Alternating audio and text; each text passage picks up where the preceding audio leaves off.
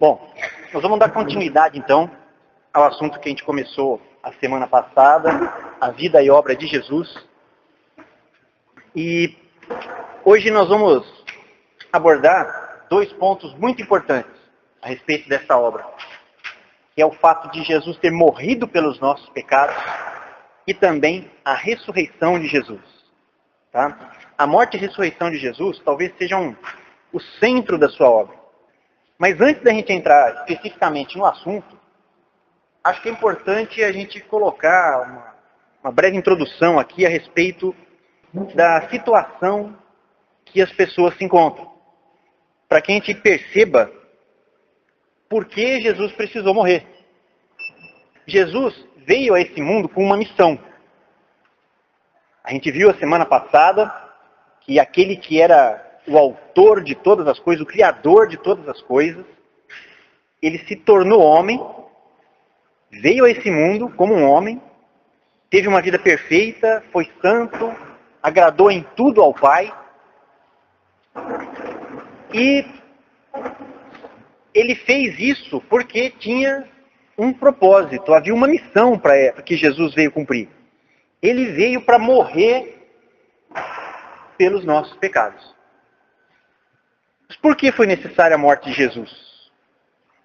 Por que Deus exigiu a morte do seu filho que o agradou tanto? Para responder essas questões, então, nós vamos colocar aqui algumas coisas, desde o pecado de Adão, para a gente entender o que é que causou tudo isso. Lá atrás, lá na antiguidade, quando Deus criou o homem, Adão, ele foi o pai de toda a raça humana. Como pai de toda a raça humana, aquilo que Adão fez trouxe consequências terríveis para toda a humanidade. Quando ele pecou, aquele ato de desobediência, aquele ato que ele cometeu, indo contra a palavra estabelecida pelo Senhor, provocou a ira de Deus. O pecado ofendeu a santidade de Deus e provocou a ira de Deus. A gente só entende o tamanho desse problema quando a gente percebe quanto Deus é santo. Deus é perfeito, puro, santo, justo. Nele não há a menor sombra de pecado, não há a menor sombra de maldade, não há nenhuma coisa impura. Ele é perfeito, santo. O menor pecado, para Deus, já é algo terrível. Um pecado pequeno e um grande, diante dele, ofendem do mesmo jeito. E para a gente entender por que a ira de Deus foi despejada sobre Adão, e consequentemente toda a raça humana, pelo fato de Adão ser o pai de toda a raça humana, a gente precisa compreender também que Deus, ele é tanto amor quanto justiça. O amor de Deus é tremendo. E a palavra diz que Deus é amor. Mas também fala da justiça de Deus, perfeita, inabalável, majestosa como os montes, a palavra fala. Quando alguém vai contra a vontade de Deus, transgride os mandamentos de Deus, a justiça de Deus exige punição. Amém? Importante entender isso. Se não entendermos a questão da justiça de Deus, nós não vamos entender por que o homem está debaixo de condenação. Quando Adão então pecou, transgredindo a palavra de Deus, ele se tornou culpado diante de Deus. Quando a gente abordou a questão do pecado original do homem, nós falamos que ele foi criado como um ser responsável, um ser que tinha responsabilidade moral de obedecer a Deus como seu criador e sustentador. O homem deveria, de livre e espontânea vontade, se sujeitar a Deus, escolher amar, servir e honrar a Deus. Quando ele peca, ele faz isso deliberadamente. E sendo responsável pelo seu ato, ele também recebe as consequências desse ato. Ofendendo a santidade de Deus, provocando a ira de Deus, ele fez com que a própria justiça de Deus exigisse a condenação dele. Isso aconteceu porque Deus é justo. Tá? E a justiça de Deus determina que o homem, nessa condição de transgressor, ele seja condenado. Que condenação? Morte. Não é isso que estabelecia o mandamento de Deus? No dia em que dele comer, certamente morrerá. E a morte começou com a morte espiritual, passou a ser, com o tempo, a morte física, por causa da degradação do corpo humano. E todas as pessoas que morrem fisicamente, estando mortas também espiritualmente, essa se torna a condição eterna da pessoa. Afastamento completo da presença de Deus, banimento completo da presença de Deus por toda a eternidade, isso é chamado de inferno. E por cair sob a palavra de Satanás, sendo assim vencido por Satanás, Adão também se tornou escravo de Satanás. E a algema que prende o homem a Satanás é o pecado. Assim, o homem precisa então de uma libertação do pecado e de Satanás.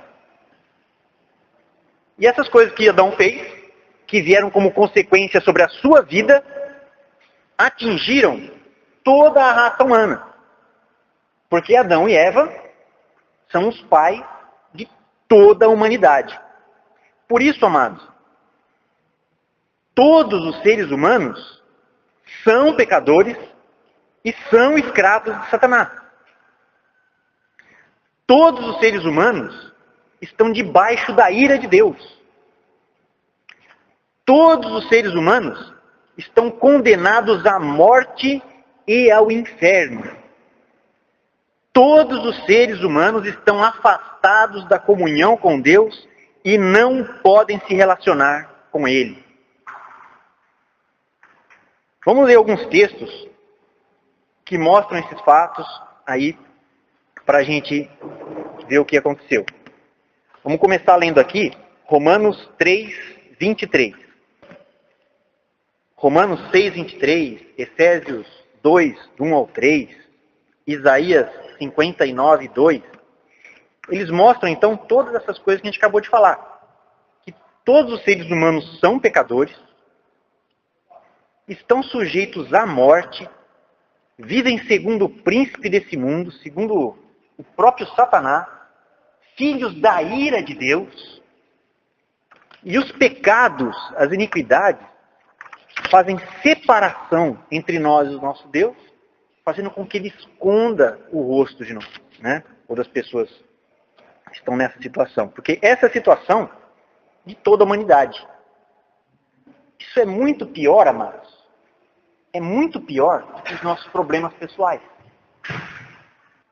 Essa situação que nós acabamos de descrever é muito mais grave do que eu ter um problema financeiro, do que eu ter um problema familiar a ser resolvido, do que eu ter um problema com a minha esposa, com o meu marido e precisar de Jesus para resolver isso. É lógico, o Senhor está interessado nisso também.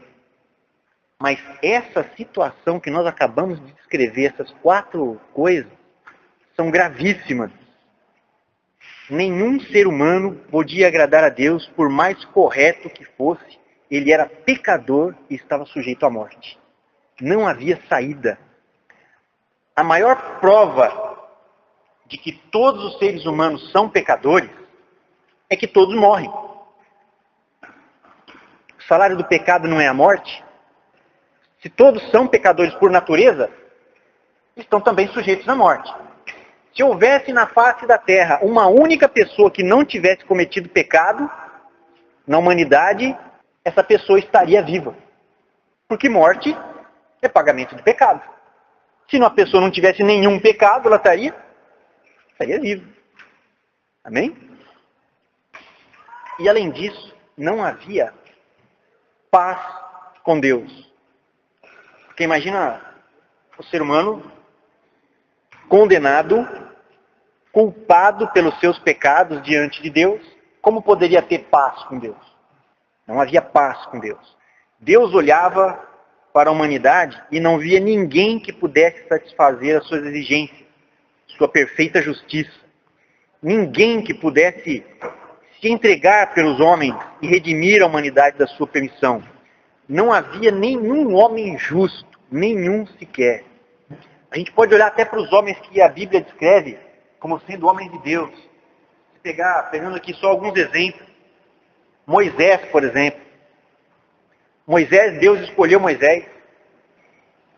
E Moisés foi fiel a Deus, ouviu a Deus, trabalhou com um povo difícil, um povo complicado, conduziu aquela multidão através do Mar Vermelho, através do deserto, passou muitas dificuldades para servir a Deus, recebeu os 10 mandamentos direto de Deus. Olha só, você pensa assim, ele foi escolhido para subir até aquele monte e na presença de Deus receber os mandamentos para comunicar ao povo.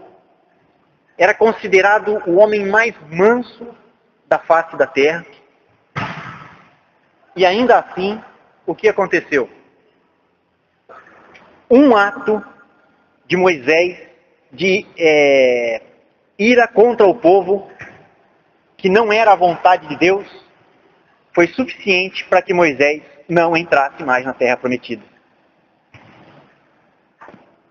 Outro exemplo, Davi. Davi, a Bíblia fala que era o homem segundo o coração de Deus. Os salmos de Davi são belíssimos. Mostra Davi adorando a Deus, louvando o Senhor em meio a todas as suas tribulações, as suas perseguições. Davi foi um adorador. Ainda assim, num momento da sua vida, ele fez algo terrível. Por causa da mulher de um dos seus generais, ele mandou esse general para a morte, para possuir a mulher desse general. Cometeu então assassinato e adultério. Agora a gente imagina como é que fica o coração de Deus quando os homens que se destacavam na sua dedicação ao Senhor cometiam essas coisas. Os homens mais exemplares eram pecadores.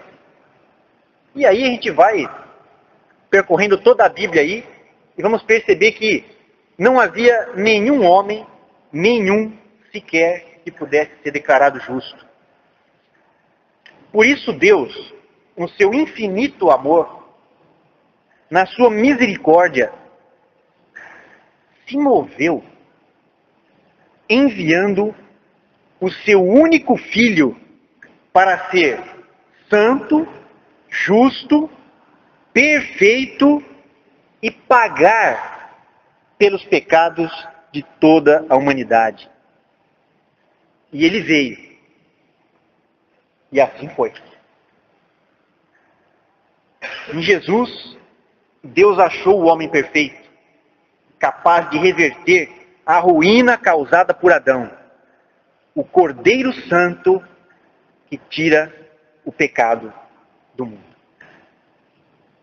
E aí a gente viu, a gente já estudou isso, como foi a vida de Jesus. Quem era Jesus? Deus feito homem, santo, perfeito, que em tudo fez a vontade do Pai, curou pessoas, libertou cativos do inimigo, fez muitos milagres, mostrou o amor de Deus, veio para os que eram seus, mas os seus não o receberam. O que a humanidade fez com Jesus? Colocou Jesus numa cruz. Ele foi julgado injustamente pelo seu próprio povo. Levantaram falsas testemunhas para conseguir condená-lo. Rejeitaram o senhorio dele. Zombaram do seu senhorio. Colocaram sobre ele um manto e uma coroa de espinhos, como zombaria. O agrediram, feriram, bateram nele, açoitaram, cuspiram nele, humilharam, deram uma cruz para ele carregar, atravessando toda a cidade de Jerusalém, subindo até o topo do monte do Gólgota, e ali transpassaram as suas mãos e seus pés com pregos, pregando naquela cruz. Ao meio-dia, todo o céu ficou negro como a noite. E ele disse: Deus meu, por que me abandonaste? E mais tarde, vendo que tudo já tinha se cumprido, Jesus bradou em alta voz: Está consumado. Pai, em tuas mãos eu entrego o meu espírito. E morreu.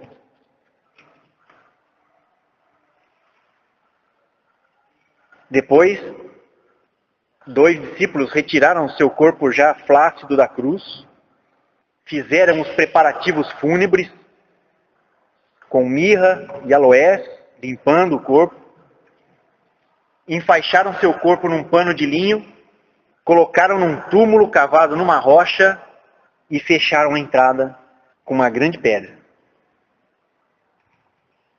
Ainda os judeus, com medo de que os discípulos forjassem um roubo do corpo e anunciassem que ele tinha sido ressuscitado dentre os mortos, pediram a Pilatos e colocaram sentinelas, guardas, para cuidar do túmulo, para que nenhum discípulo de Jesus pudesse ir lá.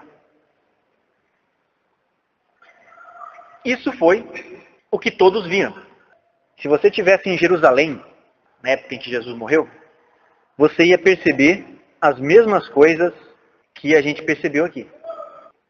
As coisas visíveis. Mas havia mais alguém ali acompanhando tudo atentamente e vendo coisas que nem os discípulos, nem os judeus e nem os romanos viram. Quem que estava ali?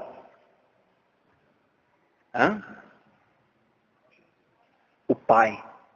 O Pai viu. E o que ele viu, ninguém mais viu.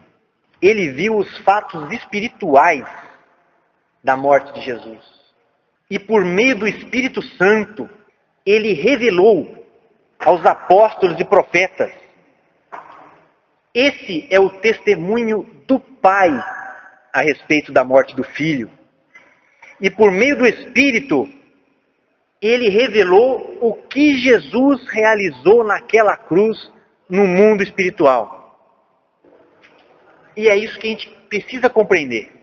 Porque só saber que Jesus morreu na cruz, que ele foi crucificado, isso qualquer pessoa pode ver, são fatos históricos. Existe uma profecia de Isaías a respeito do Messias. Abre lá em Isaías capítulo 53, que é algo tremendo da palavra de Deus.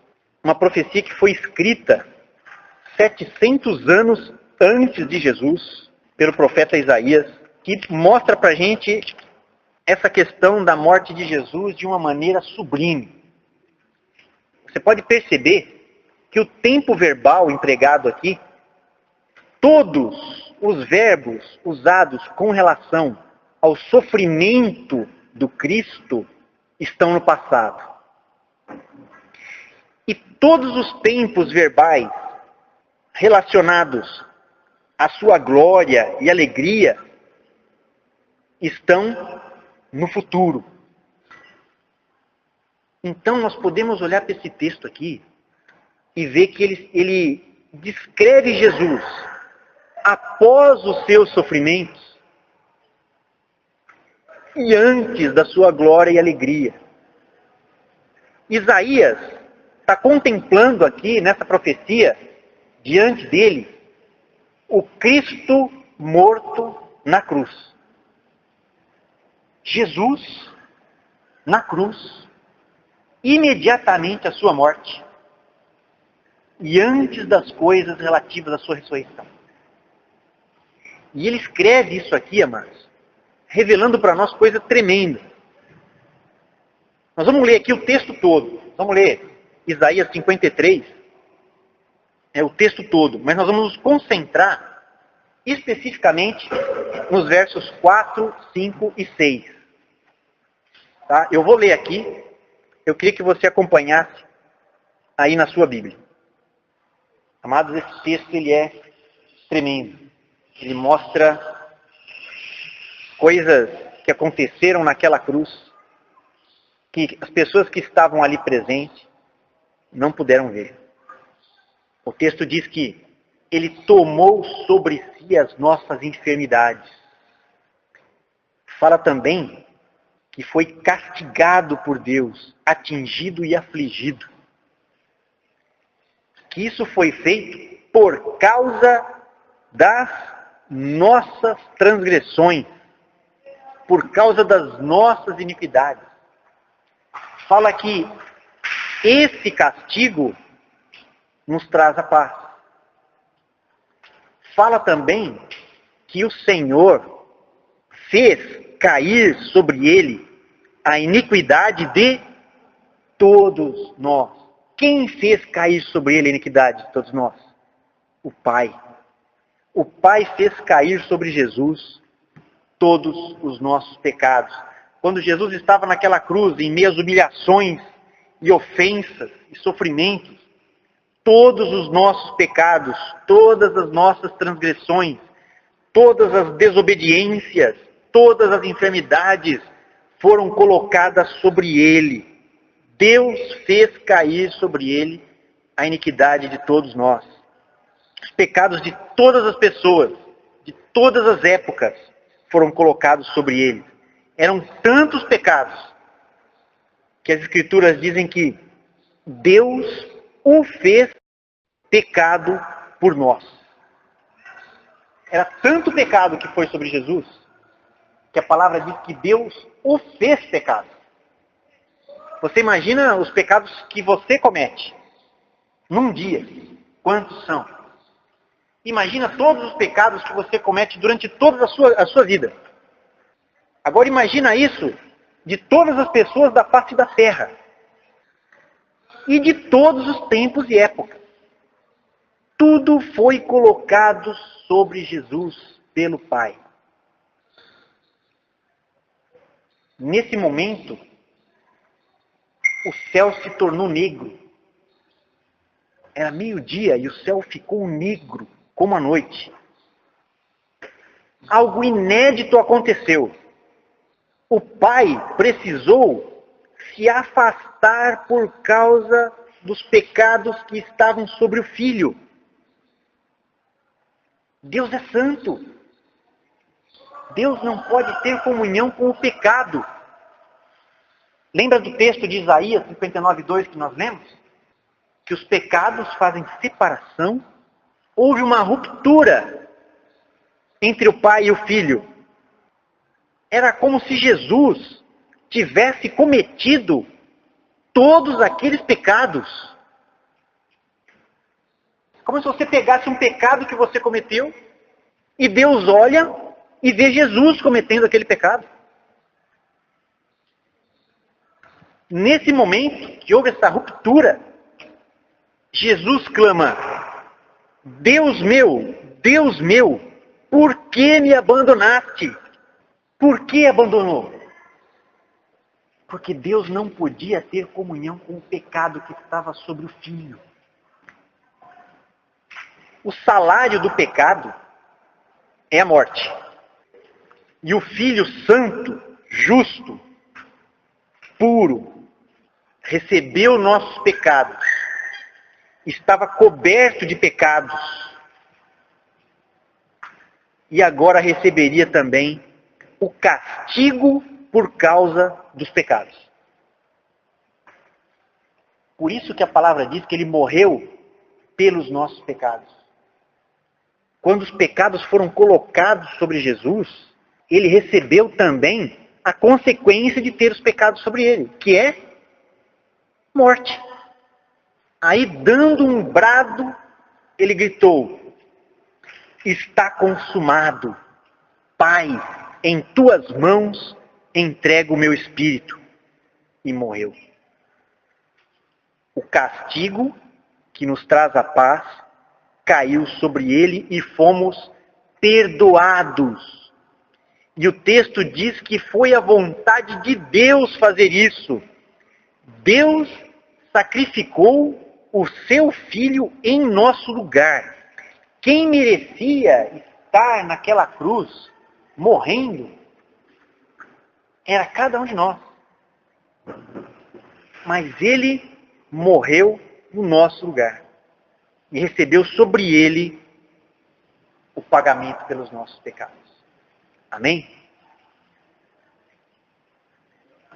Agora aqui, nós vamos abordar 4 consequências da morte de Jesus. Qual foi o resultado da morte de Jesus? A primeira, você pode acompanhar na apostila, é a propiciação. Uma palavra que não é mais usada hoje em dia, palavra antiga, mas que ela mostra que pela obra de Jesus, Deus se fez propício a nós. O que significa isso? Deus aceitou a oferta perfeita do seu Filho. O Cordeiro sem defeito, sacrificado naquela cruz, satisfez todas as exigências da santidade de Deus e afastou a ira.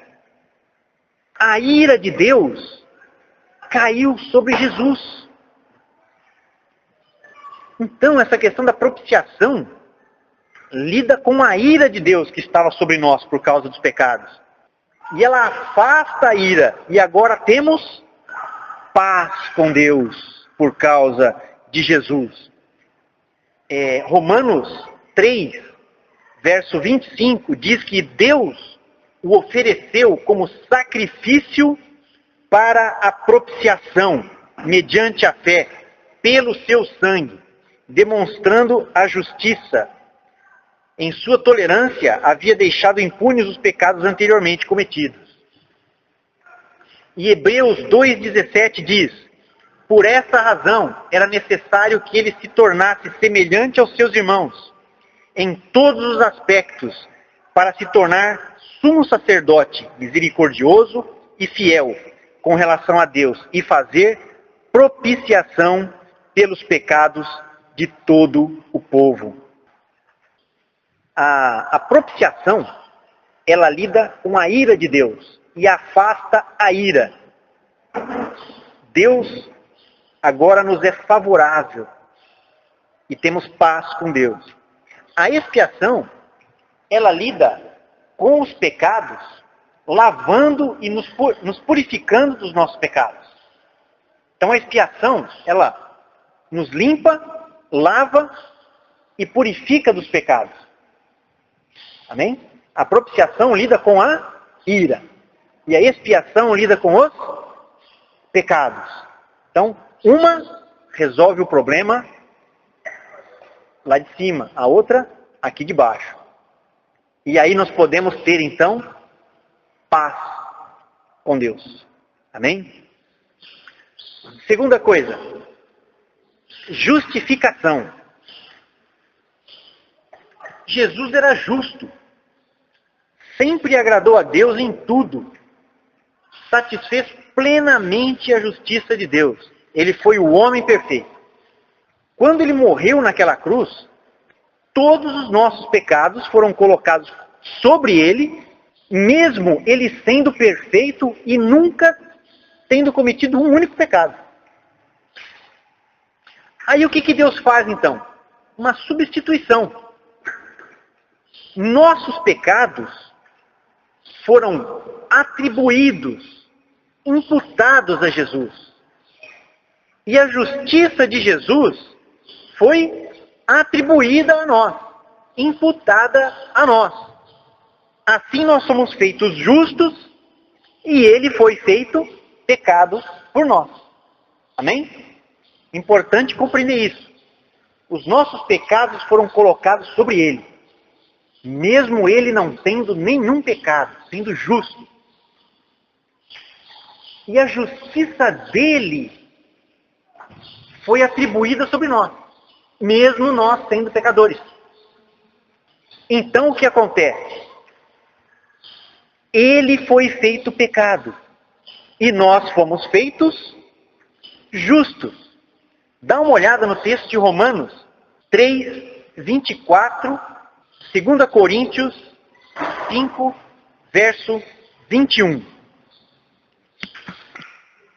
Olha só, nós merecíamos que Deus nos tratasse assim, sendo nós pecadores? Não merecíamos. O que a gente merecia mesmo era a morte. Por isso, amados, o que Deus fez naquela cruz foi pura graça. Pura graça. Nós fomos justificados, feitos justos, gratuitamente por sua graça. Significa que nós não merecíamos. Mas aí o que Deus fez? Pôs todos os nossos pecados em Jesus. E pôs a justiça de Jesus em nós. Aquele que não conheceu o pecado, Deus o fez pecado por nós, para que nele fôssemos feitos justiça de Deus. Glória a Deus por isso. Amém? E aí fala da redenção também, que é o terceiro aspecto que a gente vai ver agora. Toda a humanidade estava sob o domínio de Satanás. Ele mantinha toda a humanidade escravizada. E o que é que prendia a humanidade a Satanás? A algema. O que era? O pecado. A consequência inevitável do pecado é a morte. E todo e qualquer pecado cometido é pago com a morte. Todos os pecados da humanidade, então, foram colocados sobre Jesus naquele momento. Lembra que o céu se tornou negro. E como consequência dos pecados, Jesus morreu. Então Jesus morreu por causa dos pecados que estavam sobre ele. E como ele morreu com todos esses pecados sobre ele, cada um desses pecados recebeu o seu pagamento, porque Jesus sofreu a morte. Quais pecados que receberam o seu pagamento? Quais pecados estavam sobre Jesus naquele momento? Os meus, os seus, os de todo mundo. Amém? Os nossos pecados estavam naquela cruz, sobre Jesus. E por causa deles, Jesus morreu. Isso significa que, se meus pecados estavam lá, eles já foram pagos. E se já foram pagos, já sou perdoado. Amém? Isso que significa você crer que Jesus pagou os seus pecados. Seus pecados estavam naquela cruz sobre Jesus. Você crê nisso, então você foi perdoado desses pecados. O que é que mantinha, então, a humanidade escrava de Satanás? Pecado. E o que é que Jesus pagou naquela cruz? Isso. Cristo atacando o pecado, pagando o preço pelos pecados, na cruz, libertou toda a humanidade da escravidão do pecado. Aí o diabo não tinha mais como escravizar as pessoas, porque o pecado já estava pago. Redenção significa libertar pagando o preço do resgate. Nós somos libertados das garras de Satanás. Libertados. Por quê? Porque Jesus pagou o preço. Houve um preço pago para libertar das garras de Satanás. Jesus pagou o preço para Satanás? Não. Ele pagou o preço para Deus, por causa dos pecados. Mas como ele eliminou a questão do pecado, ele nos libertou de Satanás, porque era pelo pecado que Satanás dominava e escravizava toda a humanidade. Então, quem crê em Jesus Cristo está liberto de Satanás, do pecado, da morte e da lei. Amém?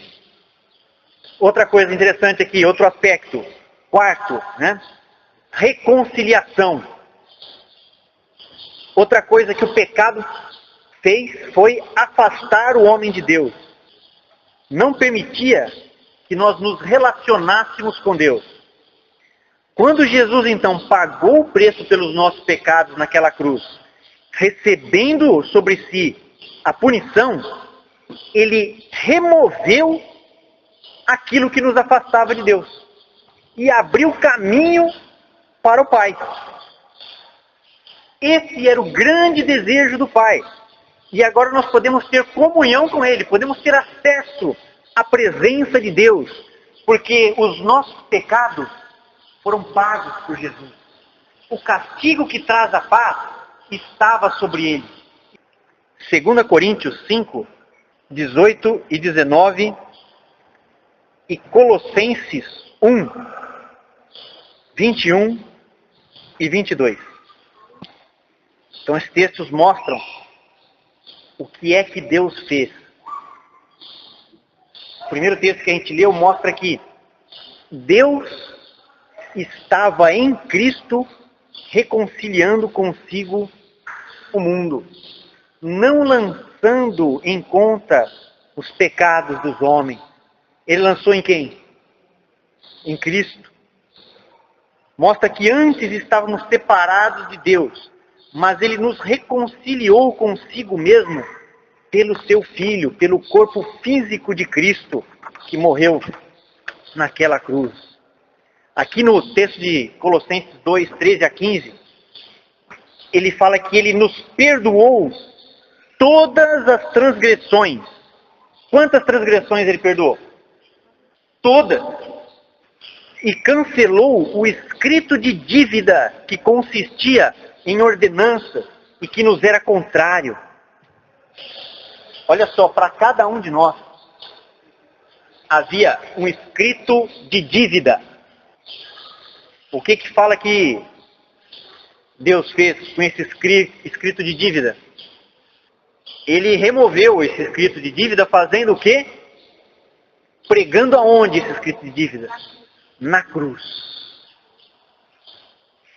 E ali ele despojou os principados e potestades, Satanás e suas hostes demoníacas, e deles fez um espetáculo público, triunfando sobre eles na cruz. Com a sua morte, Cristo removeu todas as nossas dívidas, todas as nossas acusações, triunfou sobre o acusador, que é o diabo que tinha o poder da morte. Ele feriu o diabo na sua cabeça, feriu a serpente na sua cabeça com uma ferida mortal e abalou os alicerces do império das trevas e nos trouxe tremenda salvação. Amém? Com isso que Jesus realizou na cruz. Então, amados, quando a gente olha para essa cruz, quando a gente olha para a morte de Jesus, tem que ser algo que fala profundamente ao nosso coração. Algo que nos traz ao coração quanto nós éramos pecadores, quanto nós somos ainda pecadores, e o quanto Cristo fez naquela cruz, removendo a dívida, removendo o escrito de dívida. Deus olhava para Jesus naquela cruz e via Jesus cometendo os nossos pecados. Porque os nossos pecados foram colocados sobre Ele. E Ele morreu.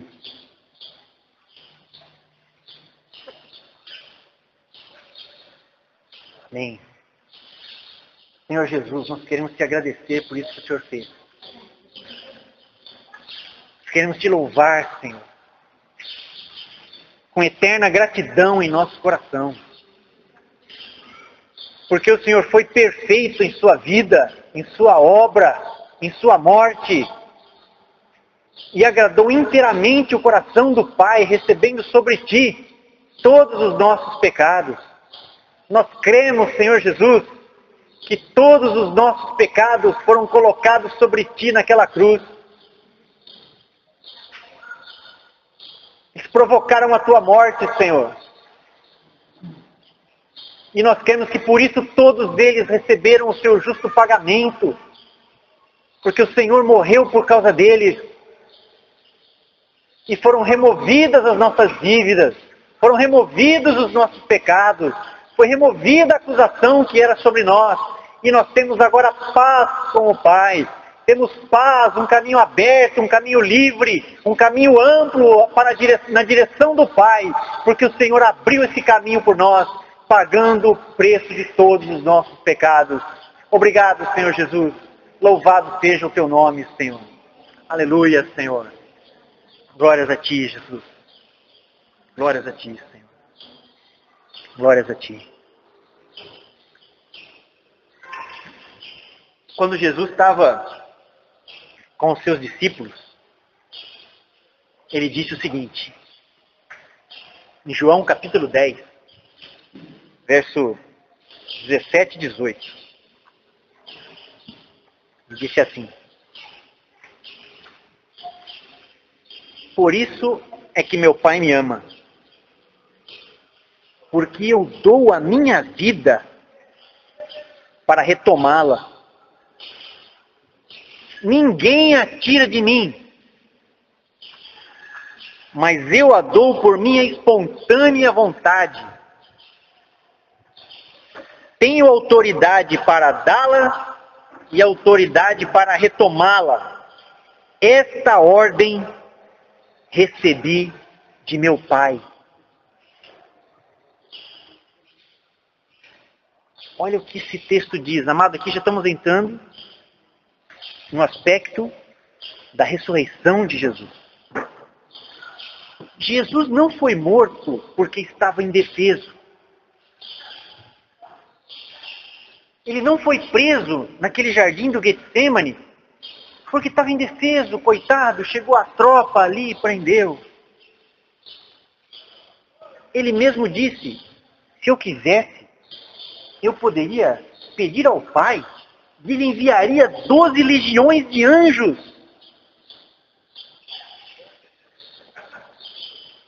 Ele não foi açoitado por aqueles soldados romanos, porque eles eram mais fortes que ele.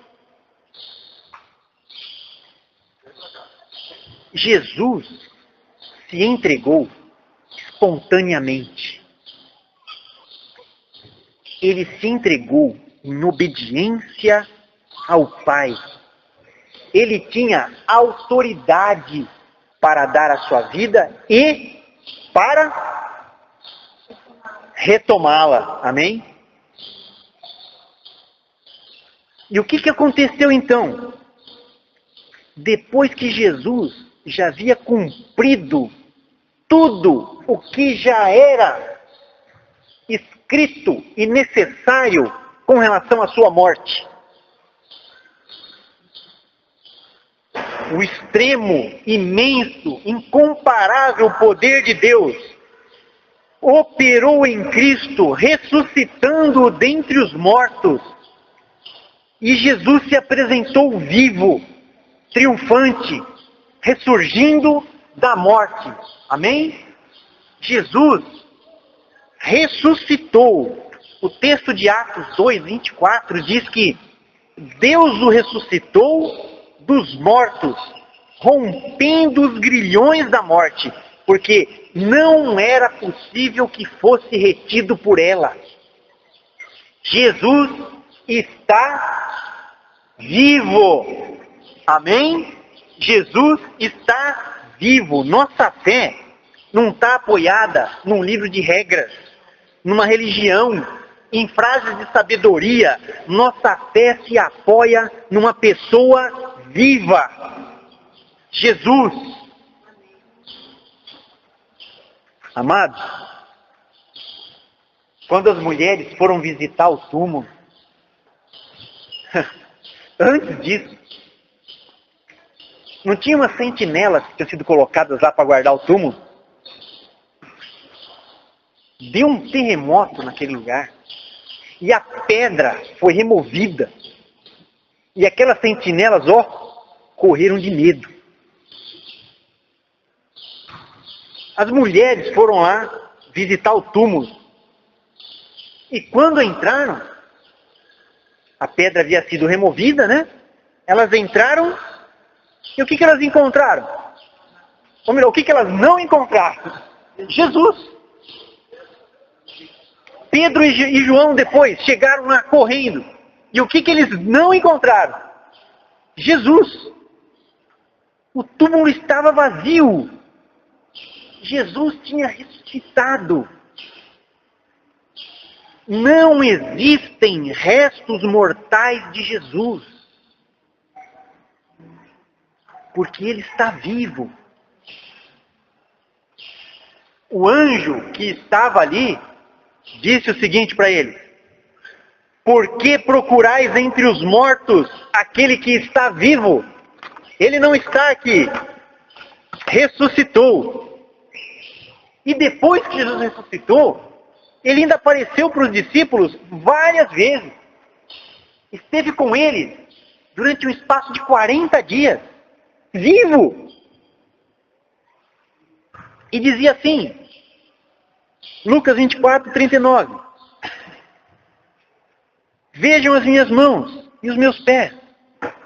Sou eu mesmo. Toquem-me. Vejam.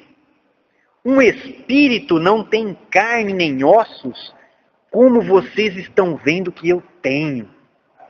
Irmãos, não era um fantasma. Não era um espírito que voltou ali.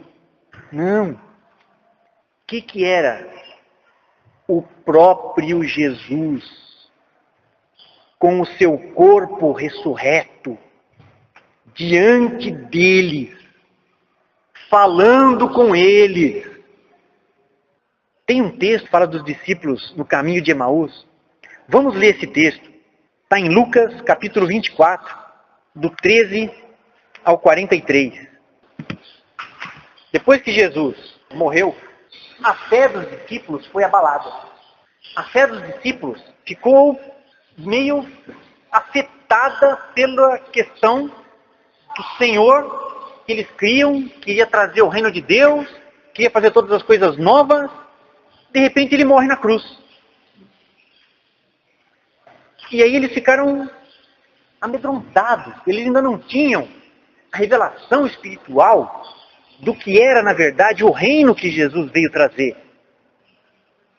E eles ficaram preocupados, desanimados, frustrados. O mestre morreu na cruz.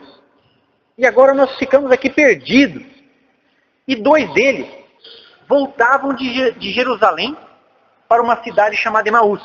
E de repente, o próprio Jesus se aproxima deles e pergunta: que palavras são essas que vocês estão falando? Aí eles perguntam assim para Jesus: mas parece que você é o único em toda Jerusalém que não sabe do que aconteceu? E fala como se Jesus não soubesse nada que estava acontecendo ali, né? E aí eles explicam para Jesus o que é.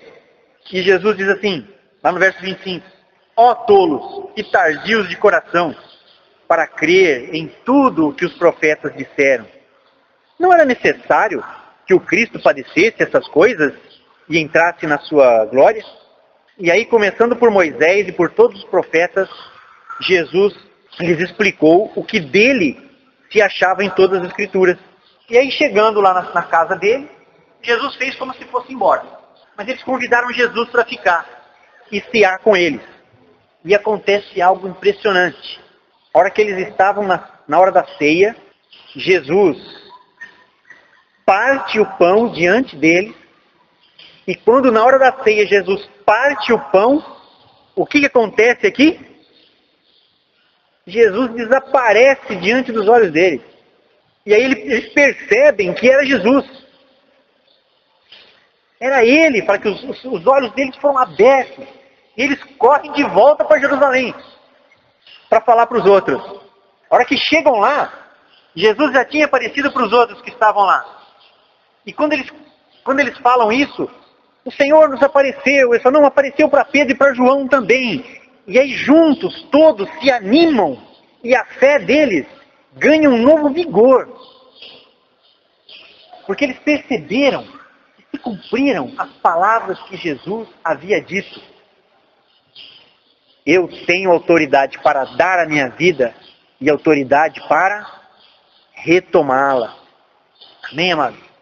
E Jesus retomou a sua vida e ressuscitou dos mortos. Então, tanta gente aí, você ouve hoje documentários na Discovery, na NetGeo, History Channel, muitos outros, em busca das evidências de Jesus, procurando a tumba de Jesus, os ossos, né? Todos tentam achar evidências de ossos, de restos mortais de Jesus, porque fazendo isso poderiam desabar, desmontar todo o cristianismo. Mas isso nunca vai acontecer. Sabe por quê?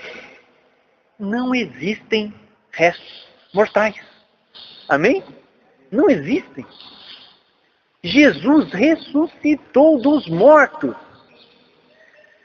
com um corpo incorruptível e está vivo. Aleluia! Existem 4 aspectos da ressurreição de Jesus que a gente precisa considerar. Primeiro, que a ressurreição de Jesus é a sua vitória sobre a morte. Tem um texto em 1 Coríntios 15, 54 até o 57. Jesus ressuscitou e se revestiu de incorruptibilidade, ou seja, já não morre mais. O poder da morte foi destruído pela ressurreição física de Jesus. Por isso que dizemos que Jesus venceu a morte. Segunda coisa, segundo tópico, a ressurreição de Jesus é que produz a fé no Senhor. Romanos 10, verso 9. Isso. Então o que o texto diz? Que se com a tua boca confessares que Jesus é o Senhor e crer em seu coração que Deus o ressuscitou dentre os mortos. Essa fé em Jesus vivo que é a fé necessária para a salvação. Com a ressurreição estava provado. Ele era realmente o Filho de Deus. Ressuscitou dentre os mortos. O terceiro aspecto da ressurreição de Jesus. A ressurreição de Cristo é o fundamento da nossa união com Ele. Amados, a igreja não é uma organização ou uma religião. É um corpo. É um conjunto de pessoas que está unida ao cabeça desse corpo que é Cristo. A igreja é o conjunto de todas as pessoas ligadas a Cristo num relacionamento vivo e verdadeiro com Ele. Isso só é possível porque Ele está vivo. Porque Ele ressuscitou.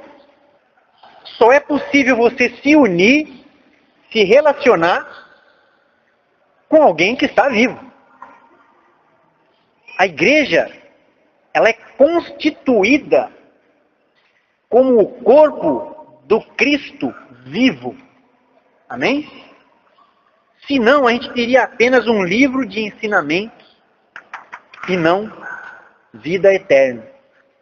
Mas porque Cristo vive, nós estamos então unidos a Ele. Temos uma pessoa viva que está conosco, que vive junto conosco, que vive em nós. Alguém com quem podemos conversar, que nos auxilia nas nossas fraquezas, alguém que está ouvindo as nossas orações, intercedendo junto ao Pai por nós, vivo, estamos unidos a Ele. Quarto aspecto. A ressurreição de Jesus é a base da nossa ressurreição. Romanos capítulo 8, verso 11. Amém? Então aqui ele fala que se habita em vós aquele que ressuscitou Cristo dentre os mortos. Ele fala também que por isso ele nos dará vida em nossos corpos mortais pelo Espírito que em vós habita.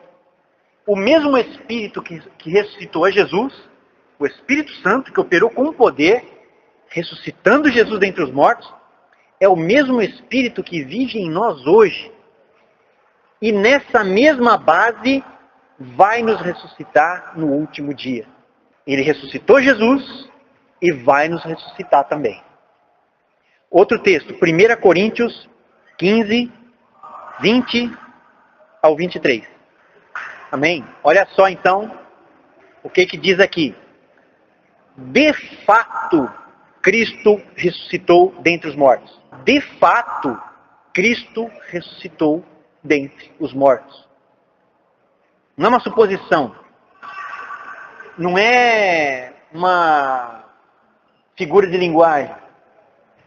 Não é algo inventado.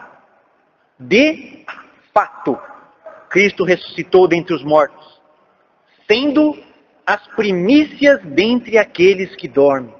Ou seja, sendo o primeiro dentre os que estão mortos. E aqui ele fala assim, cada um por sua vez vai ser ressuscitado, né? Primeiro Cristo. Depois, quando ele vier, os que lhe pertencem. Então, quem é que vai ressuscitar no último dia, quando ele voltar? Os que lhe pertencem. Os que lhe pertencem. Esses vão ressuscitar para a vida eterna. Então, tal como Cristo ressuscitou, nós também vamos ressuscitar.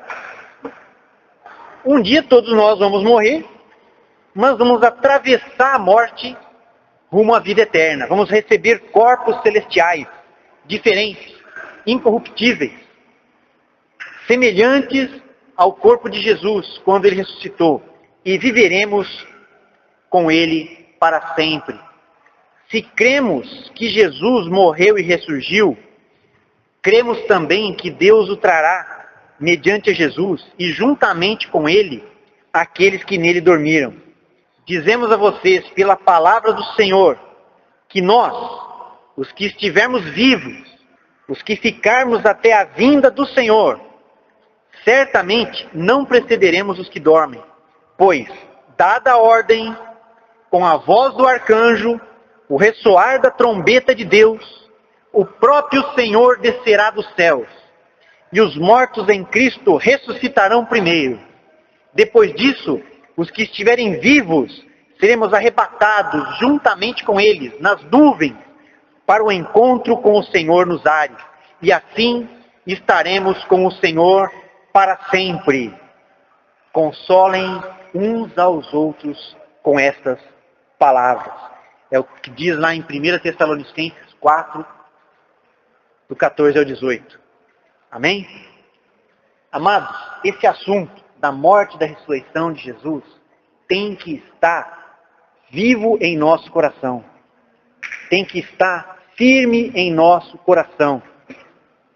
Nós seguimos a Jesus não é para melhorar a nossa vida nesse mundo. Seguir a Jesus é um projeto para a vida eterna. Ele morreu naquela cruz para acabar com todos aqueles impedimentos do pecado e nos permitir ter vida eterna.